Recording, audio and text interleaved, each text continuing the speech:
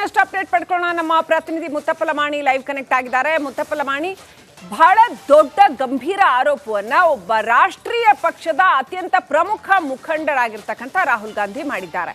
ಈ ಆರೋಪವನ್ನ ಮಾಡುವಾಗ ಅವ್ರು ಯಾವ್ದಾದ್ರು ಸಾಕ್ಷ್ಯವನ್ನ ಕೊಡ್ತಾರಾ, ದಾಖಲೆಗಳನ್ನ ಕೊಡ್ತಾರಾ? ಮೊದಲೇ ದೂರು ಕೊಡ್ಬೋದಾಗಿತ್ತು, ಯಾಕೆ ದೂರು ಕೊಟ್ಟಿಲ್ಲ ಅನ್ನೋ ಚುನಾವಣಾ ಆಯೋಗದ ಪ್ರಶ್ನೆಗೆ ಇವ್ರ ಹತ್ರ ಉತ್ತರ ಏನಿದೆ? ಈಗ ಯಾಕೆ ಈ ಆರೋಪವನ್ನ ಮಾಡ್ತಾ ಇದ್ದಾರೆ? ಚುನಾವಣಾ ಸಂದರ್ಭದಲ್ಲೇ ಯಾಕೆ ಈ ಆರೋಪವನ್ನ ಮಾಡಲಿಲ್ಲ ರಾಹುಲ್ ಗಾಂಧಿ ಅವರು?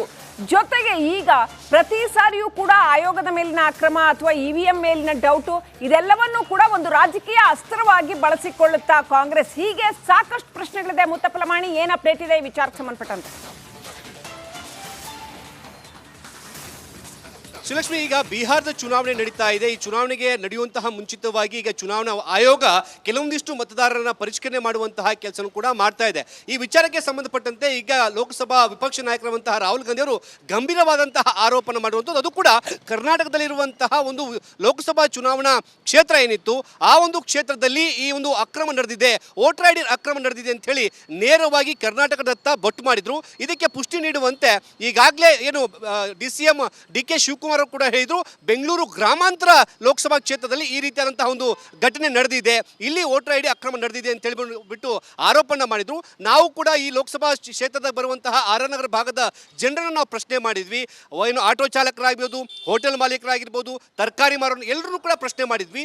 ಎಲ್ಲರೂ ಕೇಳ್ತಿರುವಂತಹ ಪ್ರಶ್ನೆ ಒಂದೇ, ಚುನಾವಣೆ ನಡೆಯುವಂತಹ ಸಂದರ್ಭದಲ್ಲಿ ಯಾಕೆ ಕೇಳಲಿಲ್ಲ, ಅಥವಾ ಫಲಿತಾಂಶ ಬರುವಂತಹ ಸಂದರ್ಭದಲ್ಲಿ ಯಾಕೆ ಕೇಳಿಲ್ಲ, ಈಗ ಯಾಕೆ ಈ ಪ್ರಶ್ನೆ ಕೇಳ್ತಿದೆ ಅಂತ ಹೇಳಿ ಎಲ್ಲರೂ ಕೂಡ ಪ್ರಶ್ನೆ ಮಾಡ್ತಾರೆ. ನನ್ನ ಜೊತೆಗೆ ಮತ್ತೊಬ್ಬರು ಇದ್ದಾರೆ. ಸರ್, ತಾವು ಯಾವ ವಿಧಾನಸಭಾ ಕ್ಷೇತ್ರಕ್ಕೆ ಸೇರಿದಂಥವ್ರು ಸರ್? ಜೊತೆಗೆ ರಾಹುಲ್ ಗಾಂಧಿ ಅವರ ಸ್ಟೇಟ್ಮೆಂಟ್ ಸಂಬಂಧಪಟ್ಟಾಗಿ ತಾವೇನು ಹೇಳ್ತೀರಿ ಸರ್? ನಾವು ಲೋಕಲ್ನವ್ರೆ, ಇದೇ ಕ್ಷೇತ್ರಕ್ಕೆ ಸಂಬಂಧಪಟ್ಟವ್ರೆ. ರಾಹುಲ್ ಗಾಂಧಿ ಅವರೊಬ್ಬರು ಹೇಳ್ಬೇಕು ಅಂದ್ರೆ ಅನ್ಯಗ್ರಹ ಜೀವಿ ಥರ ಅನಿಸುತ್ತೆ. ಯಾಕೆಂದರೆ ಆತ ಭಾರತ್ ಜೋಡೋ ಯಾತ್ರೆ ಅಂತ ಮಾಡಿದ್ರು. ಭಾರತ್ ಜೋಡೋ ಯಾತ್ರೆ ಮಾಡ್ಬೇಕಾರೆ ಏನು ಅದಕ್ಕೇನು ಲೆಕ್ಕಾಚಾರ ಬೇಡವಾ? ಭಾರತ್ ಜೋಡೋ ಮಾಡ್ಬೇಕಂದ್ರೆ ಭಾರತ ಏನು ಕಿತ್ತೋಗಿತ್ತ? ಯಾವತ್ತು ಕಿತ್ತೋಗಿತ್ತು? ಓಲಿ ಅದು ಬಿಡಿ, ಈ ಎಲೆಕ್ಷನ್ದೇ ತೊಗೊಳ್ಳಿ. ಡಾಕ್ಟರ್ ಮಂಜುನಾಥ್ ಅಂತ ಹೆಸರು ಡಿಕ್ಲೇರ್ ಮಾಡಿದಲ್ಲೇ ಗೆಲುವು ನಿಶ್ಚಿತ ಅನಿಸುತ್ತಿತ್ತು. ಕಾರಣ ಕನಕಪುರದಲ್ಲಿ ಲೀಡು ಹೆಚ್ಚು ಕಮ್ಮಿ ಅದೊಂದು, ಕನಕಪುರದಲ್ಲಿ ಒಂದೇ ಲೀಡ್ ಬರ್ತಾ ಇದ್ದಿದ್ದು. ಮಂಜುನಾಥ್ ಅಂತ ವ್ಯಕ್ತಿ ಅಂತ ಆದಮೇಲೆ ಗೆಲುವು ನಿಶ್ಚಿತ ಆಗೋಯ್ತು. ನೋಡಿ, ನಮ್ಮ ಸೌತು ಲಕ್ಷ BJPಗೆ ಕಟ್ಟಿಟ್ಟ ಬುತ್ತಿ ಲೀಡು, RR ನಗರ ಲಕ್ಷ ಲೀಡು ಕಟ್ಟಿಟ್ಟ ಬುತ್ತಿ BJPಗೆ. ಇನ್ನೇನು ರೀ, ಇನ್ನು ಮಾಗಡಿ ಕುಣಗ್ಲು ಇನ್ನೇನು ಚನ್ನಪಟ್ಟಣ ಆರಾಮಾಗಿ ಲೀಡ್ ಬರುತ್ತೆ ಅಂತ ಗೊತ್ತಿತ್ತು. ವೋಟರ್ ಐಡಿ ಅಕ್ರಮ ಆಗಿದೆ ಅಂತ ಸರ್ ಚುನಾವಣೆಯಲ್ಲಿ? ಎಲ್ಲ ಸಾಧ್ಯನೇ ಇಲ್ಲ ಸರ್. ನಾವು ಇರೋದು ಪ್ರಜಾಪ್ರಭುತ್ವ ದೇಶದಲ್ಲಿ, ಹಂಗೆಲ್ಲ ನಡೆಯೋಕ್ಕೆ ಸಾಧ್ಯನ? ಹಂಗಂದ್ರೆ ಎಲ್ಲ ಕಡೆ ನಡೆಯುತ್ತೆ. ಯಾಕೆ ಇವ್ರಿದ್ದಂಗೆ ನಡೀತಾ ಇರಲಿಲ್ವಾ? ಆ ಲೆಕ್ಕಾಚಾರ ಹಾಕಿದ್ರೆ ಕಾಂಗ್ರೆಸ್ ಗೌರ್ಮೆಂಟ್ ಇದ್ದಾಗ ಎಲ್ಲೂ ಅಕ್ರಮ ನಡೆದೇ ಇಲ್ವಾ? ಯಾಕೆ ಸುಮ್ಮನೆ ಈಗ ಸಮೀಪದಲ್ಲಿ ಎಲೆಕ್ಷನ್ಗಳಿದ್ದಾವೆ, ಬಿಹಾರದಲ್ಲಿದೆ, ಮತ್ತೊಂದು ಮಗದೊಂದು ಸ್ಟೇಟಲ್ಲಿದೆ. ಕಾಂಗ್ರೆಸ್ನವ್ರಿಗೆ ಇದೊಂದು ಮಾಡೋಕ್ಕೆ ಕೆಲಸ ಇಲ್ಲ ಅನ್ಸುತ್ತೆ. ಹಂಗಂತ ನಾನು ಪಾರ್ಟಿ ಅಂತ ಹೇಳಿದ್ರೆ ಈ ಥರ ಯಾಕೆ ಬ್ಲೇಮ್ ಮಾಡಬೇಕು ಅಂತ ನನಗೆ ಸಾಧ್ಯನಾ ಸರ್? ಈಗ ಚುನಾವಣಾ ಆಯೋಗನೇ ಇದರಲ್ಲಿ ಶಾಮೀಲಾಗಿದೆ ಅನ್ನೋ ಒಂದು ರೀತಿಯಲ್ಲಿ ಮಾತಾಡಿದ್ದಾರೆ. ಚಾನ್ಸ್ ಕಡಿಮೆ ಸರ್, ತುಂಬ ಚಾನ್ಸ್ ಕಡಿಮೆ ಇರುತ್ತೆ. ಹಂಗೆಲ್ಲ ಮಾಡೋಕ್ಕೋರೆ ಎಲ್ಲ ಕಡೆ ಮಾಡ್ಬೋದಲ್ಲ? ಹಂಗಾದ್ರೆ ಎಲ್ಲ ಸ್ಟೇಟಲ್ಲಿ ಅದೇ ಥರ ಮಾಡ್ಬೋದಲ್ಲ? ನೋಡಿ, ಇವ್ರಿಗೆಲ್ಲರೂ ಸೋಲ್ತೀವಿ ಅಂತ ಏನಾರು ಬಂದರೆ EVM ಅಕ್ರಮ ಏನೇನೋ ಮತ್ತೊಂದು ಮಗದೊಂದು ಅಂತ ಹೇಳೋಕ್ಕೆ ಶುರು ಮಾಡ್ತಾರೆ. ಈಗ ಬಿಹಾರದಲ್ಲಿ ಯಾಕೋ NDA ಮುಂದೆ ಇದೆ ಅಂತ ಅನ್ಸೋ ಥರ ಚಾನ್ಸಸ್ ಇದೆ ಅನ್ಸುತ್ತೆ. ಹಂಗಾಗಿ ಈ ಥರ ಹೇಳ್ತಾ ಇರ್ಬೋದು. ಸುಮ್ಮನೆ ಹೇಳ್ತಿಲ್ಲ ಸರ್, ಅವ್ರ ಹತ್ರ ಸಾಕ್ಷ್ಯ ಇದೆ, ನಮ್ಮ ಹತ್ರ 100% ಸಾಕ್ಷಿ ಇದ್ದರೆ ಇದು ಸುಪ್ರೀಂ ಕೋರ್ಟ್ಗೆ ಹೋಗಲಿ, ಇಲ್ಲ ಚುನಾವಣಾ ಆಯೋಗಕ್ಕೆ ಹೋಗಲಿ, ಕ್ಯಾಂಡಿಡೇಟ್ನ ಇದು ಮಾಡಿಸ್ಲಿ, ವಾಪಸ್ ಮಾಡಿಸ್ಬೋದಲ್ವ? ಆ ಥರ ಚಾನ್ಸಸ್ ಇದಲ್ವಾ? ವಾಪಸ್ ಇದು ಮಾಡೋದು ಚಾನ್ಸಸ್ ಇದು ಇರುತ್ತಲ್ವ ಸರ್? ಮಾಡಿಸ್ಬೋದಲ್ಲ? ಸಾಕ್ಷಿ ಇದ್ರೆ ಆ ಥರ ಮಾಡ್ಬೋದಲ್ವಾ? ಖಂಡಿತ ಇದೆ, ಮಾಡಿಸ್ಲಿ ಬಿಡಿ. ಸುಲಕ್ಷ್ಮಿ, ಈಗ ಈ ಭಾಗದ ಜನರು ಕೇಳುವಂತಹ ಪ್ರಶ್ನೆ ಇದೆ, ಸಂಭವ ಏನಾದರೂ ಅವ್ರ ಹತ್ರ ಸಾಕ್ಷಿ ಇದ್ದಿದ್ರೆ ಅದನ್ನು ಚುನಾವಣಾ ಆಯೋಗಕ್ಕೆ ಅಥವಾ ಸುಪ್ರೀಂ ಕೋರ್ಟ್ಗೆ ಹೋಗ್ಬಿಟ್ಟು ಅವರು ನ್ಯಾಯಯುತವಾಗಿ ಇದನ್ನ ಪ್ರಶ್ನೆ ಮಾಡಲಿ ಅನ್ನೋ ಒಂದು ಅಭಿಪ್ರಾಯವನ್ನ ಈ ಭಾಗದ ಜನ ಕೇಳ್ತಿರುವಂಥದ್ದು. Lakshmi, right, thank you Muttappa Lamani ಡೀಟೇಲ್ಸ್ಗಾಗಿ. ಇನ್ನಷ್ಟು ಅಪ್ಡೇಟ್ ಪಡ್ಕೊಳ್ಳೋಣ. ನಮ್ಮ ಪ್ರತಿನಿಧಿ ಮುತ್ತಪ್ಪ ಲಮಾಣಿ ಲೈವ್ ಕನೆಕ್ಟ್ ಆಗಿದ್ದಾರೆ. ಮುತ್ತಪ್ಪ ಲಮಾಣಿ, ಬಹಳ ದೊಡ್ಡ ಗಂಭೀರ ಆರೋಪವನ್ನ ಒಬ್ಬ ರಾಷ್ಟ್ರೀಯ ಪಕ್ಷದ ಅತ್ಯಂತ ಪ್ರಮುಖ ಮುಖಂಡರಾಗಿರ್ತಕ್ಕಂಥ ರಾಹುಲ್ ಗಾಂಧಿ ಮಾಡಿದ್ದಾರೆ. ಈ ಆರೋಪವನ್ನ ಮಾಡುವಾಗ ಅವ್ರು ಯಾವ್ದಾದ್ರು ಸಾಕ್ಷ್ಯವನ್ನ ಕೊಡ್ತಾರಾ, ದಾಖಲೆಗಳನ್ನ ಕೊಡ್ತಾರಾ? ಮೊದಲೇ ದೂರು ಕೊಡ್ಬೋದಾಗಿತ್ತು, ಯಾಕೆ ದೂರು ಕೊಟ್ಟಿಲ್ಲ ಅನ್ನೋ ಚುನಾವಣಾ ಆಯೋಗದ ಪ್ರಶ್ನೆಗೆ ಇವ್ರ ಹತ್ರ ಉತ್ತರ ಏನಿದೆ? ಈಗ ಯಾಕೆ ಈ ಆರೋಪವನ್ನ ಮಾಡ್ತಾ ಇದ್ದಾರೆ? ಚುನಾವಣಾ ಸಂದರ್ಭದಲ್ಲೇ ಯಾಕೆ ಈ ಆರೋಪವನ್ನ ಮಾಡಲಿಲ್ಲ ರಾಹುಲ್ ಗಾಂಧಿ ಅವರು? ಜೊತೆಗೆ ಈಗ ಪ್ರತಿ ಸಾರಿಯೂ ಕೂಡ ಆಯೋಗದ ಮೇಲಿನ ಅಕ್ರಮ ಅಥವಾ EVM ಮೇಲಿನ ಡೌಟು ಇದೆಲ್ಲವನ್ನೂ ಕೂಡ ಒಂದು ರಾಜಕೀಯ ಅಸ್ತ್ರವಾಗಿ ಬಳಸಿಕೊಳ್ಳುತ್ತಾ ಕಾಂಗ್ರೆಸ್? ಹೀಗೆ ಸಾಕಷ್ಟು ಪ್ರಶ್ನೆಗಳಿದೆ. ಮುತ್ತಪ್ಪ ಲಮಾಣಿ, ಏನ್ ಅಪ್ಡೇಟ್ ಇದೆ ಈ ವಿಚಾರಕ್ಕೆ ಸಂಬಂಧಪಟ್ಟಂತೆ? ಶ್ರೀಲಕ್ಷ್ಮಿ, ಈಗ ಬಿಹಾರದ ಚುನಾವಣೆ ನಡೀತಾ ಇದೆ. ಈ ಚುನಾವಣೆಗೆ ನಡೆಯುವಂತಹ ಮುಂಚಿತವಾಗಿ ಈಗ ಚುನಾವಣಾ ಆಯೋಗ ಕೆಲವೊಂದಿಷ್ಟು ಮತದಾರರನ್ನ ಪರಿಷ್ಕರಣೆ ಮಾಡುವಂತಹ ಕೆಲಸ ಕೂಡ ಮಾಡ್ತಾ ಇದೆ. ಈ ವಿಚಾರಕ್ಕೆ ಸಂಬಂಧಪಟ್ಟಂತೆ ಈಗ ಲೋಕಸಭಾ ವಿಪಕ್ಷ ನಾಯಕರಾದಂತಹ ರಾಹುಲ್ ಗಾಂಧಿ ಅವರು ಗಂಭೀರವಾದಂತಹ ಆರೋಪನ ಮಾಡುವಂಥದ್ದು, ಅದು ಕೂಡ ಕರ್ನಾಟಕದಲ್ಲಿರುವಂತಹ ಒಂದು ಲೋಕಸಭಾ ಚುನಾವಣಾ ಕ್ಷೇತ್ರ ಏನಿತ್ತು ಆ ಒಂದು ಕ್ಷೇತ್ರದಲ್ಲಿ ಈ ಒಂದು ಅಕ್ರಮ ನಡೆದಿದೆ, ವೋಟರ್ ಐಡಿ ಅಕ್ರಮ ನಡೆದಿದೆ ಅಂತ ಹೇಳಿ ನೇರವಾಗಿ ಕರ್ನಾಟಕದತ್ತ ಬೊಟ್ಟು ಮಾಡಿದ್ರು. ಇದಕ್ಕೆ ಪುಷ್ಟಿ ನೀಡುವಂತೆ ಈಗಾಗಲೇ ಏನು DCM DK ಶಿವಕುಮಾರ್ ಕೂಡ ಹೇಳಿದ್ರು, ಬೆಂಗಳೂರು ಗ್ರಾಮಾಂತರ ಲೋಕಸಭಾ ಕ್ಷೇತ್ರದಲ್ಲಿ ಈ ರೀತಿಯಾದಂತಹ ಒಂದು ಘಟನೆ ನಡೆದಿದೆ, ಇಲ್ಲಿ ವೋಟರ್ ಐಡಿ ಅಕ್ರಮ ನಡೆದಿದೆ ಅಂತ ಹೇಳಿಬಿಟ್ಟು ಆರೋಪನ ಮಾಡಿದ್ರು. ನಾವು ಕೂಡ ಈ ಲೋಕಸಭಾ ಕ್ಷೇತ್ರದ ಬರುವಂತಹ RR ನಗರ ಭಾಗದ ಜನರನ್ನು ನಾವು ಪ್ರಶ್ನೆ ಮಾಡಿದ್ವಿ.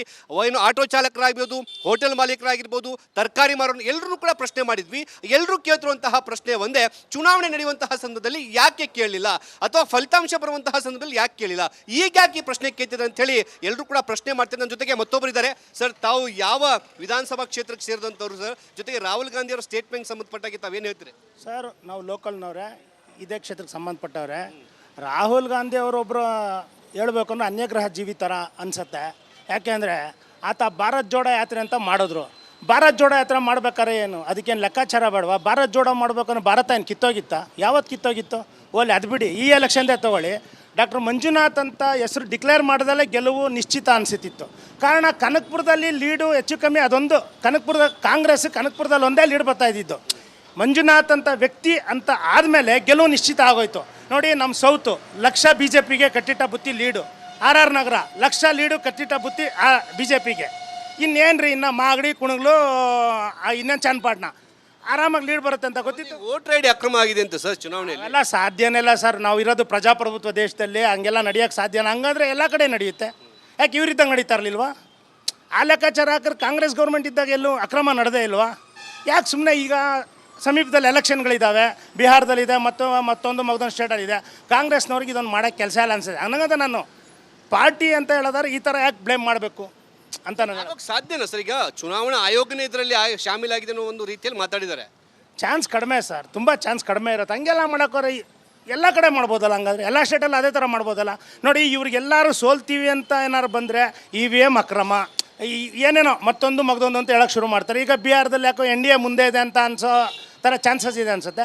ಹಂಗಾಗಿ ಈ ಥರ ಹೇಳ್ತಾ ಇರ್ಬೋದು. ಸುಮ್ಮನೆ ಹೇಳ್ತಿಲ್ಲ ಸರ್, ಅವ್ರ ಹತ್ರ ಸಾಕ್ಷ್ಯ ಇದೆ, ನಮ್ಮ ಹತ್ರ 100% ಸಾಕ್ಷಿ ಇದ್ದರೆ ಇದು ಸುಪ್ರೀಂ ಕೋರ್ಟ್ಗೆ ಹೋಗಲಿ, ಇಲ್ಲ ಚುನಾವಣಾ ಆಯೋಗಕ್ಕೆ ಹೋಗಲಿ, ಕ್ಯಾಂಡಿಡೇಟ್ನ ಇದು ಮಾಡಿಸ್ಲಿ, ವಾಪಸ್ ಮಾಡಿಸ್ಬೋದಲ್ವ? ಆ ಥರ ಚಾನ್ಸಸ್ ಇದಲ್ವಾ? ವಾಪಸ್ ಮಾಡೋದು ಚಾನ್ಸಸ್ ಇದು ಇರುತ್ತಲ್ವ ಸರ್? ಮಾಡಿಸ್ಬೋದಲ್ಲ. ಸಾಕ್ಷಿ ಇದ್ರೆ ಆ ಥರ ಮಾಡ್ಬೋದಲ್ವಾ? ಖಂಡಿತ ಇದೆ, ಮಾಡಿಸ್ಲಿ ಬಿಡಿ. ಎಸ್ ಸುಲಕ್ಷ್ಮಿ, ಈಗ ಈ ಭಾಗದ ಜನರು ಕೇಳುವಂತಹ ಪ್ರಶ್ನೆ ಇದೆ, ಸಂಭವ ಏನಾದರೂ ಅವ್ರ ಹತ್ರ ಸಾಕ್ಷಿ ಇದ್ದಿದ್ರೆ ಅದನ್ನು ಚುನಾವಣಾ ಆಯೋಗಕ್ಕೆ ಅಥವಾ ಸುಪ್ರೀಂ ಕೋರ್ಟ್ಗೆ ಹೋಗ್ಬಿಟ್ಟು ಅವರು ನ್ಯಾಯಯುತವಾಗಿ ಇದನ್ನ ಪ್ರಶ್ನೆ ಮಾಡಲಿ ಅನ್ನೋ ಒಂದು ಅಭಿಪ್ರಾಯವನ್ನ ಈ ಭಾಗದ ಜನ ಕೇಳ್ತಿರುವಂಥದ್ದು. Lakshmi, right, thank you Muttappa Lamani ಡೀಟೇಲ್ಸ್ಗಾಗಿ. ಇನ್ನಷ್ಟು ಅಪ್ಡೇಟ್ ಪಡ್ಕೊಳ್ಳೋಣ. ನಮ್ಮ ಪ್ರತಿನಿಧಿ ಮುತ್ತಪ್ಪಲಮಾಣಿ ಲೈವ್ ಕನೆಕ್ಟ್ ಆಗಿದ್ದಾರೆ. ಮುತ್ತಪ್ಪಲಮಾಣಿ, ಬಹಳ ದೊಡ್ಡ ಗಂಭೀರ ಆರೋಪವನ್ನ ಒಬ್ಬ ರಾಷ್ಟ್ರೀಯ ಪಕ್ಷದ ಅತ್ಯಂತ ಪ್ರಮುಖ ಮುಖಂಡರಾಗಿರ್ತಕ್ಕಂಥ ರಾಹುಲ್ ಗಾಂಧಿ